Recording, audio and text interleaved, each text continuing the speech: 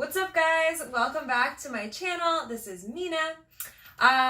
So I've been wanting to do this video for a while now. I'm very excited. I am at my friend's house in Oakland today. I totally moved the camera in front of this wall of guitars to try to look cool. I'm just gonna own that. Honestly, the guitars match what I'm wearing today. Like, what was I supposed to do?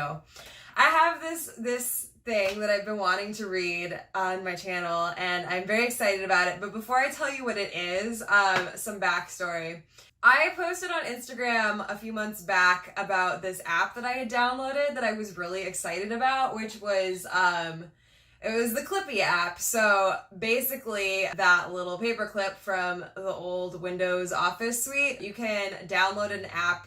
It's just called Clippy if you have Android, and it'll just put Clippy like on your home screen for your phone, and it's just like always there and always like moving around, and it's kind of like annoying and stupid, but I love it. I really missed Clippy when he went away from Microsoft Office Suite back in like 95 or whatever. So I made this post about Clippy and I got a lot of responses. About half of them were, "Clippy is stupid, why are you like this?" To which I do not have a good answer. I don't know why I'm like this. The other questions were, "What the hell is Clippy?" Clippy is this office assistant, I'll put that in quotes, because it was actually not very helpful at all. It was this little animated paperclip that would hang out in like the bottom right of your screen while you were like typing in Microsoft Word or whatever. And it was supposed to help like direct you to features you might need, but it would just like pop up dialogue boxes randomly while you were trying to do stuff like, "Hello, it looks like you're trying to write a letter. Do you need help with that?" And you're like, "No, I know how to write a letter. I've done it many times before, but thank you." And then it would also just like move around constantly and like shapeshift. Like it would turn from a paperclip into like a stapler, and then it would like collapse and take naps at the bottom of your screen. And it was just very distracting, and like you would type for like 10 seconds and like you'd start getting into it, and then Clippy would move and you'd just instantly be distracted. So yeah, you can see why people don't really miss it, except for this one weirdo that's like, "Oh, it was my little friend that I used to type with back in 1995 and it was delightful." And so I missed it.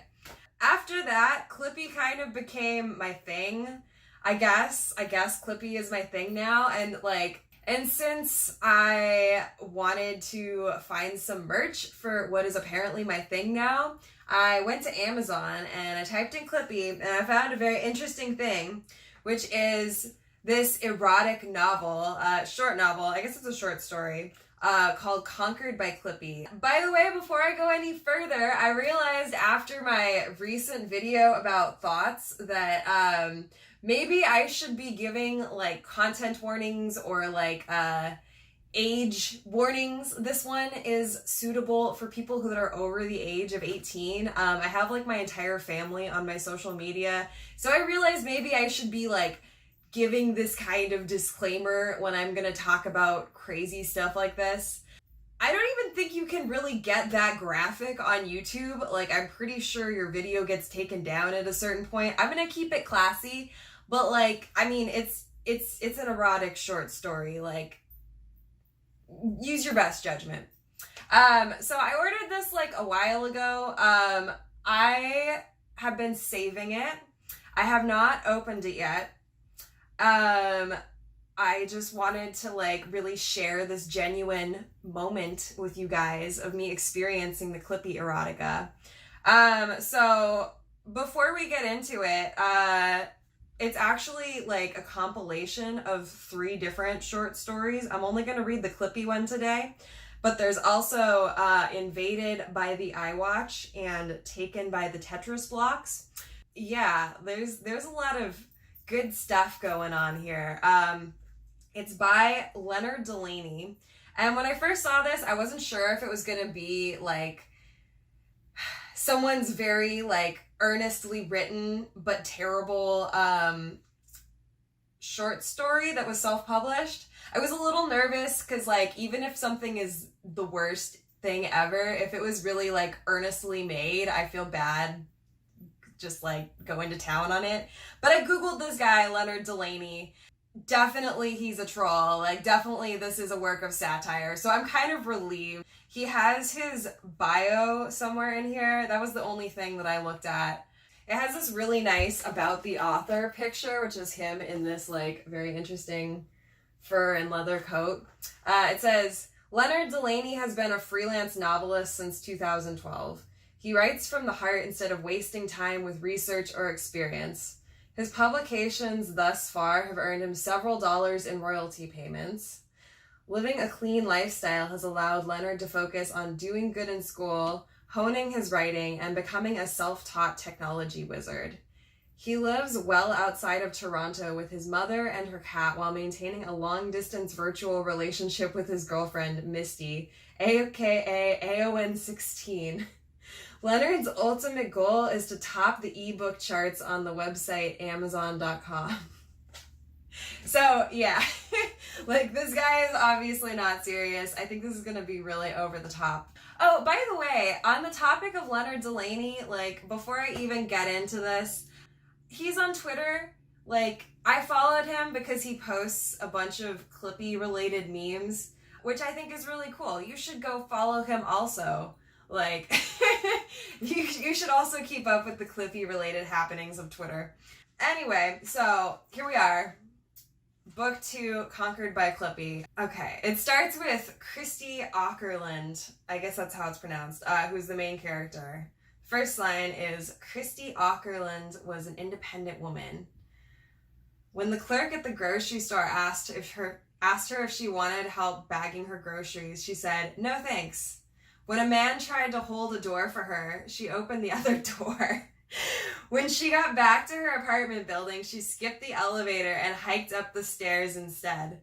Okay, you had me up until that last moment there, like, up until the point where she decided to, like, hike up multiple flights of stairs. I was like, this is my kind of woman. She even hated having to wear glasses over her striking gray eyes. And did she really need this hairband helping her flowing red hair stay out of her face? Wait a second, is this book written about me? Like, okay, this wasn't on purpose, but that's really funny. Okay, sounds like she's a, like, Bella Swan kind of, like, hot but understated character. Okay. So she kept her glasses on and her hair up because she needed her vision unobstructed in order to read her email. She was pleased by what she saw there. Ms. Ackerland, we have read your blog about the blocks. I guess this is a callback to the previous short story, which is about Tetris. We're not going to read it. We have read your blog about the blocks and are impressed by your relationships with inanimate objects. Relationships, oh my. An ability to communicate using words. We have discovered an ancient alien artifact in the middle of a remote and dangerous location. We would like to send you there alone without any help to tell the artifact's story. Yours, Phil Gates, CEO, Contoso Corporation. And she replies with only 2 words, I'm in. So, I mean, that just seems like a really sketchy job proposition. Like, we would like to send you there alone without any help. Anytime I see that in an email, like, I know something sketchy is about to go down. Okay, but she's gonna do it. She's an independent woman. She does not need anyone to go explore ancient alien artifacts in the desert with. All right. So Phil Gates himself picked Christy up in a helicopter. He was a thin, older man with a mop of unruly salt and pepper hair and dark-rimmed glasses thicker than Christy's. Isn't this beautiful? Asked Phil as they flew over the United States with all of its trees and buildings and rocks. Those are the 3 things that we have in the United States. That is just delightful. I suppose it is, she said, fidgeting in the seat she was strapped into. She itched to get off the helicopter and start exploring this ancient alien artifact on her own. Phil kept turning to stare at her, and it made her uncomfortable. Okay. Finally, they approached the Silicon Valley. The Silicon Valley. "This is where we unearthed the vessel," explained Phil. "We were mining for computer chips, and there it was, in the middle of an underground crater. The vessel is in the middle, but there are other pieces spread about the area. Together, they may tell a story. We reasoned that it was a job for a writer to piece the story together and publish a white paper." "Get me down there and I'm your girl," said Christy. Phil turned to her. He smiled a little too widely and stared at her a little too long. I don't know if this is supposed to be setting him up as the villain or setting up, like, sexual tension. I honestly, like, who even knows with this? The helicopter jerked to the side. A greenish cloud sailed past Christy's window. "Oh, geez, we've been hit by a silicone geyser," said Phil. The helicopter plummeted deeper and deeper into the Silicon Valley. Oh, so we're not talking about San Francisco? Okay. I guess it's a literal valley of silicone. Okay. I see what you did there, Leonard. Phil tried to navigate the copter around more geysers, aiming for the middle of the excavated pit that came into view. Another geyser shot up and nicked the tail. The chopper shook as it approached the floor of the valley. So, okay. Alright, so the helicopter is crashing. I'm going to skip a little bit ahead, except for this sentence, which is them crashing with a thud that made Christy's bosom jiggle. Okay. Okay, so they've crashed. Phil is just the weirdest CEO ever, like how he's made it as far in his career. He says, "We'll be okay as long as we cuddle for warmth at night." I'm glad everyone's okay now that they've crashed the helicopter. "Oh, no, but our girl's not having it. She says, 'You stay here and cuddle yourself. I'm getting out to find that artifact.' She hopped out of the chopper and was disappointed when she heard Phil get out too." Cool. Okay. I'm glad that Phil is going to be a fixture in this story, apparently. And he's just going to continue to be creepy as he follows her around. They get to the alien vessel, which was a long, gray, pill-shaped enclosure sticking out of the ground. Okay.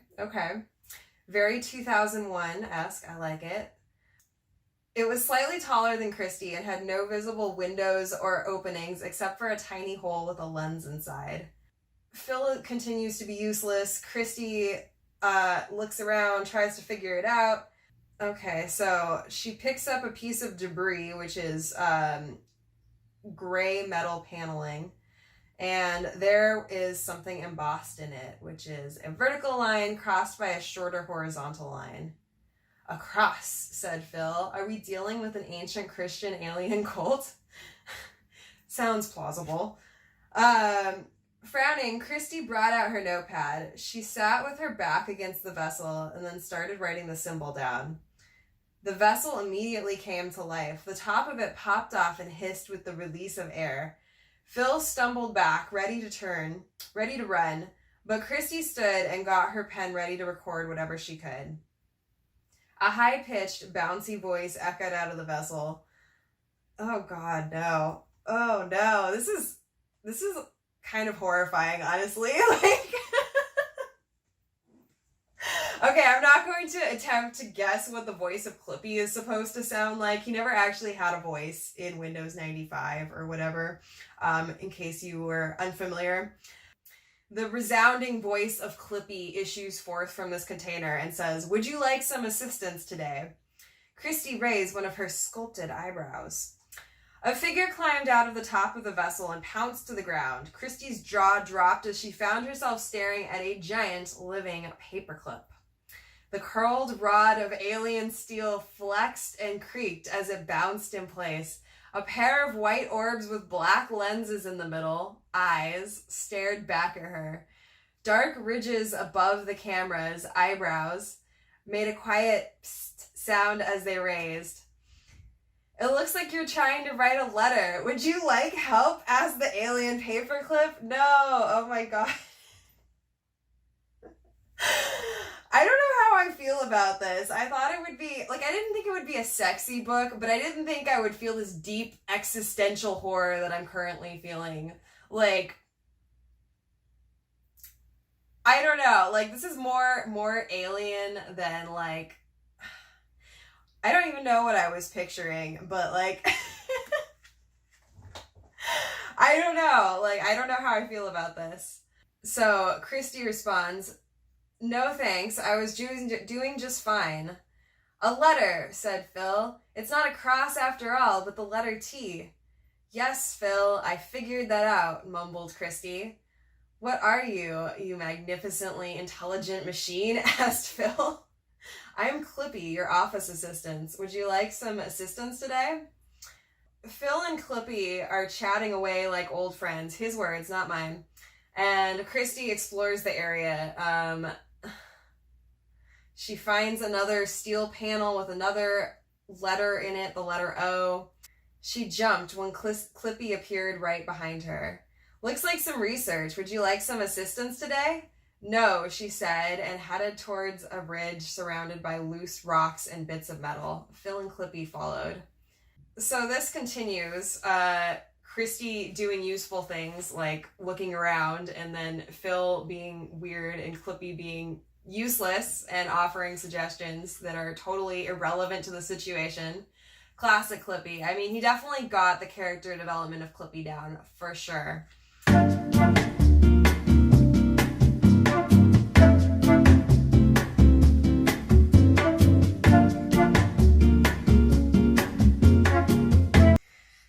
So now they've found the opening to a cavern that Christy thinks they should explore. Christy goes first, and she reaches for her tool belt, the weight of which was pulling her jeans down so that her red panties peeked over the edge. When she turned on her flashlight, she found Clippy in front of her, his camera eyes aimed at her waistline. For once, he didn't say anything. A small portion of her annoyance at the situation somehow turned into excitement, and she got a brief thrill from having Clippy's inhuman eyes exploring her body. Oh, that sounds like a thing that would happen.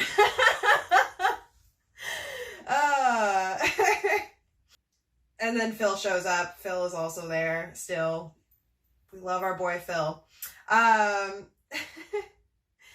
So Christy comes back to her senses and finds that it's a man-made hallway. She finds another steel panel. This one has another O embossed on it. So I think we're up to TOO now, in case you want to guess what this is going to spell. There were some doors at the end of the hallway, but a deep pit leading into the bowels of the earth blocked their path. Some tension in the plot, finally. Not finally, we're like 2 pages in. Clippy's bouncy, high-pitched voice piped up. "Looks like a hole. Would you like..." Christy ran and leapt over the pit. "Yeah, you go, girl. You do that." Phil also tries to jump, but Phil is pathetic, so he doesn't quite make it and finds himself hanging on by his fingertips or whatever. And, Clippy saves the day. Clippy is the one that saves him. I thought it was going to be Christy because she is a strong, powerful woman, but no, Clippy is the savior of this situation. Okay, so Clippy helps Phil get up, and then he decides that that's the best moment to hit on Christy. So he tries to kiss her, and she is not down. She recoils, and Clippy somersaulted over the pit. "Looks like an awkward romantic situation," he said. "Can I assist in getting this guy off you?" She almost gave in and said yes, but instead just pointed her flashlight in the other direction and headed toward the doors. When she tried the handle of one of them, the door collapsed inward, sending up swirls of ancient dust. "It's an office," she said when the dust cleared. The room held 2 desks, each covered in books, papers, and old computers. "This is weird. It's like that hatch in the TV show Lost," said Phil. I like the Lost tie-in. That was a good show," said Christy. Yep, his voice was sad. He was probably mopey because Christy had such good taste in TV shows, but wasn't interested in kissing him. Damn, yeah, I try to use Lost as a pickup line all the time, and it never works for me either. I don't know, man. Sorry, Phil. Okay, so they continue to wander. They find another room which has digital supercomputer servers. Okay, so then they find another room, which is filled with rows and rows of racks containing black boxes with tiny lights on the front and cables sticking out the back. They're digital supercomputer servers, said Phil, awe in his voice. Older models, but with so many of them, there's quite a lot of processing power here. Such raw power, such beauty, impressive. I really like Phil's weird thing with technology that he has. He's like very into the sensual power of machines, I feel like. Phil runs around and exclaims, and the vibration from Phil being an idiot sets off a chain reaction that knocks over one of the rows of servers. And Clippy responds with, "Looks like the ground is crumbling and my server farm brain is about to crush you both. Would you like?" But he was too late, and servers were spilling from their racks, raining down on Phil. Phil is dead. Sorry, guys. We're all gonna miss Phil, but yeah, he did not make it. He got crushed by servers. Christy finally gives in and screams, "Okay, yes, I need assistance." Yeah, I guess Clippy saves her. Yeah. We got this little paperclip section break here, you know, where they're creating suspense by ending it in the middle of a climactic situation. Christy blinked dust out of her eyes. She felt strong arms around her. Clippy was surprisingly warm to the touch. He shrugged off some cables and broken servers that he had prevented from crushing her. So this is where things get really questionable. Like, in the sense of, I'm questioning how this is possible beyond this point. I mean, okay. So Clippy was walking around right before, so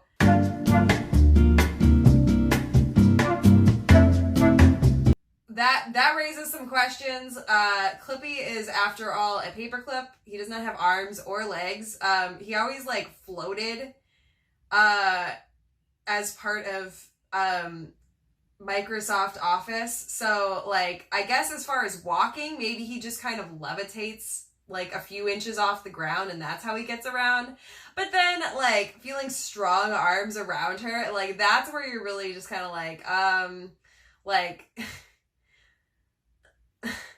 like, how does that work? Like, does he have arms that come out when he needs them and then retract back inside of his paperclip frame? Or does he have, like, invisible energetic arms, like kind of a, I don't know, like a phantom limb sort of situation where, like, you can't see them but he can control them and do stuff? Like, it's about to get really interesting as far as how the anatomy of a paperclip allows him to interact with human beings.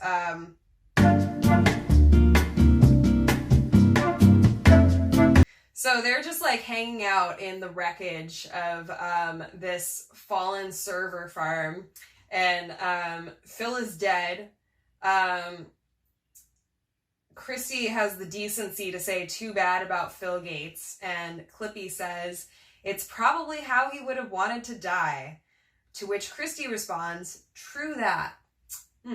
Makes you think. I kind of... Okay, yeah, I kind of honestly want that on my tombstone when I die. Like, can someone just put "true that," like, in quotes, maybe with, like, a little angel above it looking down? That would be nice. I would like that. Please make a note of that, someone.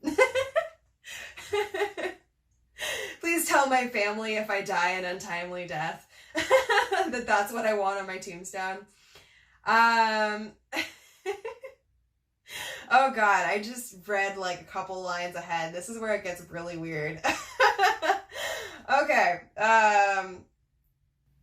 Clippy reached out his loose end, so I guess the arms are gone now, and she let him help her up. "I feel different," he said. "These computers were my brain, and now that it is damaged, I don't feel compelled to help you with everything. Can't say I'm disappointed. I do still want to assist you," he said. His digital gaze scanned her body and one eyebrow raised slightly. but it's no longer because of my programming.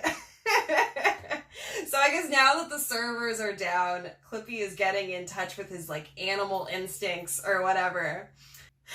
I'm trying to figure out like what, if anything, I should read of this next paragraph. Okay, so for science,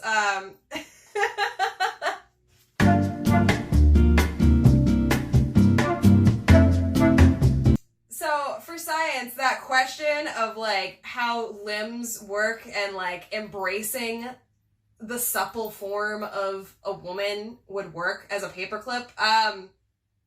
We got an answer to that question. Clippy is definitely male. That's one answer. As for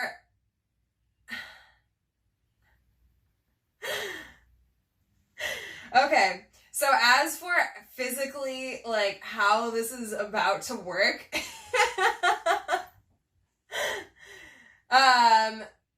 apparently, like, yeah, it is a retractable kind of situation. Without getting too graphic, like, yeah, some animals in nature, have retractable penises, you know, that, like, come out in mating situations and then retract and are carefully stowed away when not in use. Apparently that's Clippy's situation. Just, now we know. Thank you, Leonard Delaney, for clearing up that mystery.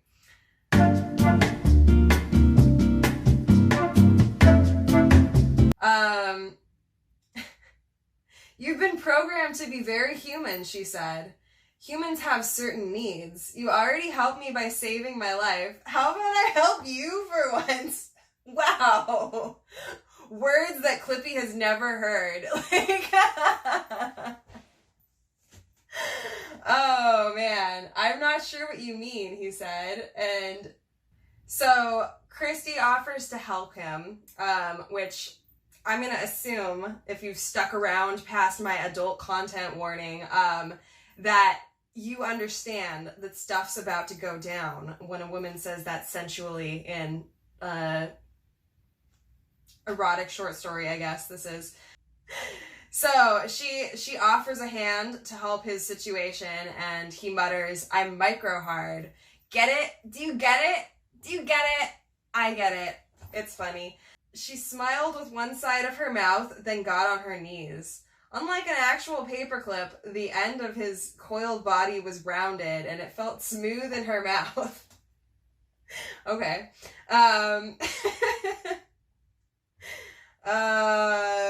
So that continues for a little while. Her own human body part, and then it says in parentheses, vagina, felt hot too. I like that he includes little cliff notes like that, just in case you're getting lost. When she allowed herself a glance up, his bulbous eyes were rolled back, the steel eyebrows arched with pleasure. Thank you for that visual, Leonard. I really appreciate it. All right, so Christy's getting naked. Stuff is heating up. They're just, I guess, still in this destroyed server farm. Then Christy goes to take her bra off, and Clippy says, "Would you like me to?" She interrupts. "Shut the fuck up, Clippy." Finally saying that out loud turned her on so damn much. I think a lot of people relate to that. She got her bra off, and her perfectly engineered breasts popped free with nipples like eager little puppy noses. Okay. So without getting too graphic about what's going on right now, I have to say, I really appreciate a woman who takes ownership of her own orgasm. You go, Christy. You go. You tell him what you want. Christy's like taking charge. She's getting close. Clippy says, "Would you like..." And then she interrupts again. "Yes, Clippy, assist me hard." So he uncoiled almost entirely, so he was a straight rod with only a little curl at the top for his eyes to attach to with magnets or whatever. I like that even the author doesn't even know how Clippy works. The length of his metal shaft glowed with digital passion. He sprung forward, bounced into the air, and landed inside Christie's lady socket. Oh, man. Wow, so there's a lot of stuff that I feel like I probably shouldn't read. Not that I know what YouTube's content guidelines are, but there are definitely some really good one-liners in here. Like, but she had already come once, and it would take more than blank to get her to bust another ovary. Classic. So that goes on for like a while, and this book is available on Amazon. It's a very interesting read. I will link it in the bio. Support small content creators. Yeah, if you're curious, definitely check it out. I am not going to read this out loud, but wow, like, my life is enriched for having found out this information. So, they finish, and, Christy turns over and lays down on a bed of broken computer parts. "Thank you for your assistance," she says. And so then she gets back to the letter panel mystery and notices another one lying on the ground next to the pile of rubble that has the dead Phil Gates underneath it. And so she picks it up, and it is the letter S. So, so far she has TOS, and she guesses terms of service? No, there were 2 O's. So she rearranges them, and Clippy watches on mysteriously, looking like he wants to say something, but knows he shouldn't. She's playing around with the different letters, and she guesses that it says Contoso, which is the name of the corporation that Phil Gates worked for.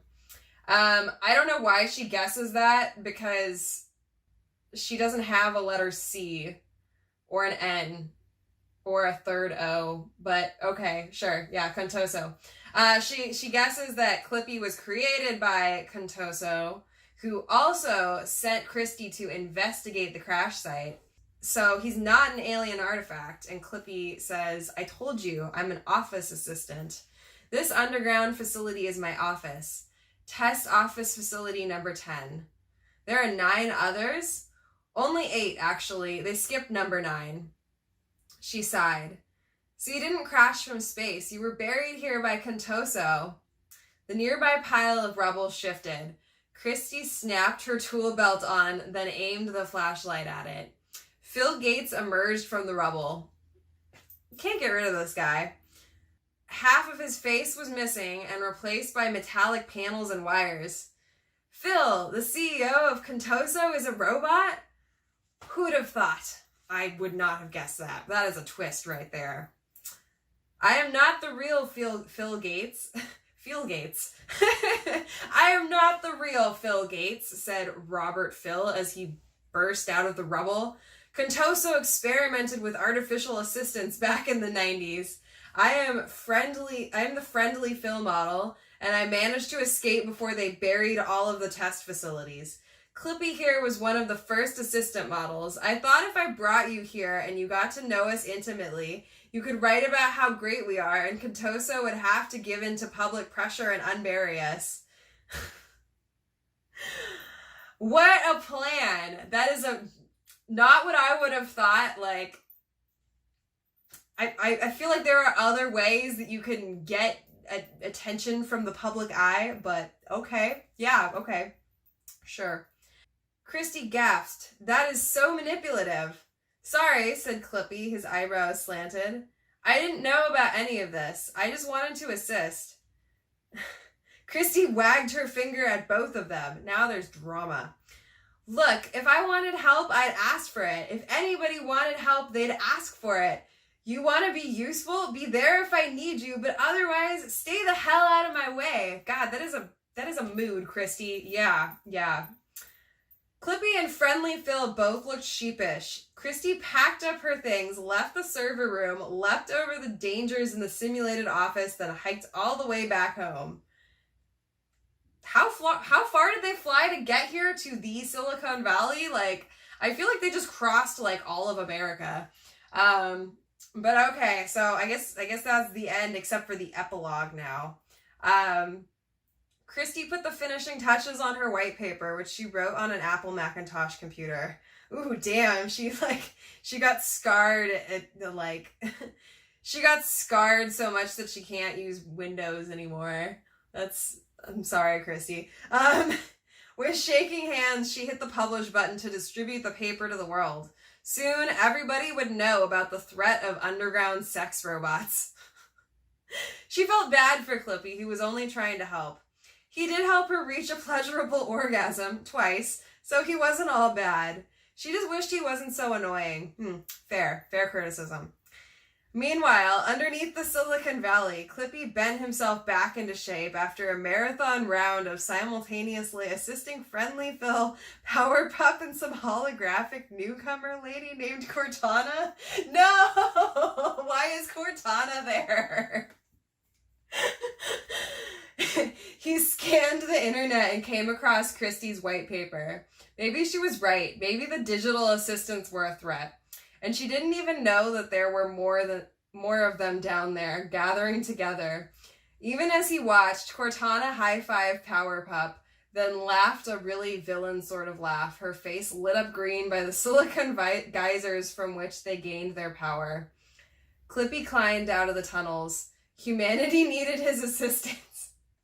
It's kind of an inspirational ending, okay. But wait, there's more. There's another like paperclip break, and then it says, Christy Aukerland will return in Robot Sex War. But the next book is called Invaded by the iWatch, so I don't know if Robot Sex War has come out yet. Like, we may need to stay tuned for the next installment in this saga of Clippy. I don't know how I feel about this. That was a really interesting journey. I feel like a different person than I was at the beginning of this video. And now that I have read the Clippy Erotica, like, you know, it just makes you think. It makes you think about things that you take for granted and how sometimes, I don't even know, like, I don't have a moral for this. That was just weird. That was really weird. I have 2 other short stories that I could potentially read about the Tetris blocks and the iWatch. But I don't know, man. Honestly, like, I don't know how much of this I have in me. Like, I feel a little bit scarred, a little bit, you know, broken down by the shock and the grotesque fascination of this thing that I just read. So yeah, that's what I got for you guys today. We've all been on this journey together. You know, I feel closer to you guys. I feel like we shared something. So yeah, let me know in the comments if you want me to stick around for this next installment, Robot Sex Wars or whatever it was called. Let me know if you want to hear these other 2 short stories. Or if you just hate this and you think it's grotesque and disgusting, also let me know that. Yeah, as per usual, subscribe if you want to see more random crap like this. Yeah, I'll see you guys next time for whatever strange direction my channel takes me.